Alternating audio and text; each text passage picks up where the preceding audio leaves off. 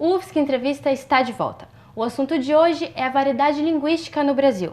E quem está comigo nesse segundo bloco é a Ana Paula Seifert, doutora em Linguística pelo Programa de Pós-Graduação em Linguística na Universidade Federal de Santa Catarina. Tudo bom, Ana? Tudo ótimo, Juliana. Ana, em 2010 foi criado o Decreto Presidencial 7.387, que instituiu o Inventário Nacional da Diversidade Linguística, o NDL.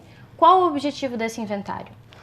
Então, Juliana, na verdade, em 2010, quando o decreto ele é lançado, existe todo um percurso anterior a ele, né? Essa é a culminância desse processo, que inicia desde 2002, né? As comunidades linguísticas se mobilizaram em busca de algum processo de reconhecimento das línguas brasileiras, né? Sejam as línguas de imigração, as línguas de sinais, as afro-brasileiras, as indígenas.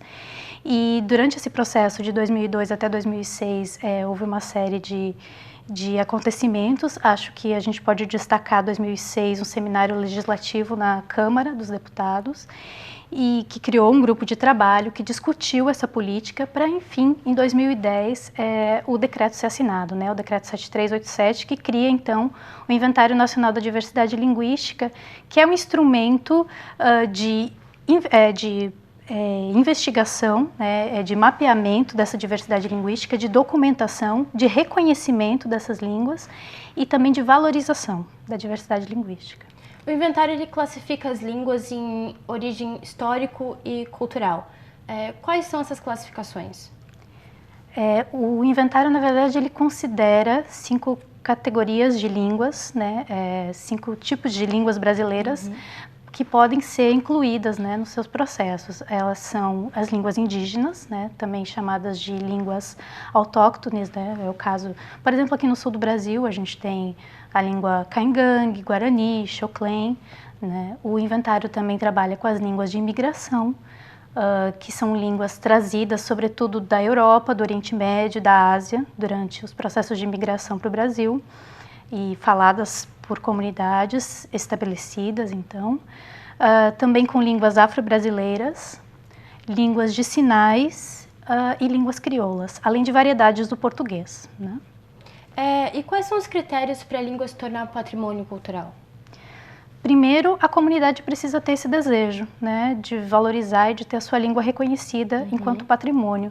E, em seguida, ela precisa ser referência para a memória e para a história daquela comunidade que a fala, né? Então, ela precisa estar no território pelo menos 75 anos e, enfim, ser, né, referência para a memória desse grupo.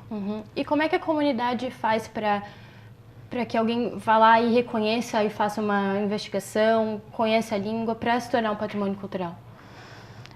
Os processos... Quem executa a política do Inventário Nacional da Diversidade Linguística no Brasil é o IPHAN, o Instituto do Patrimônio Histórico e Artístico Nacional.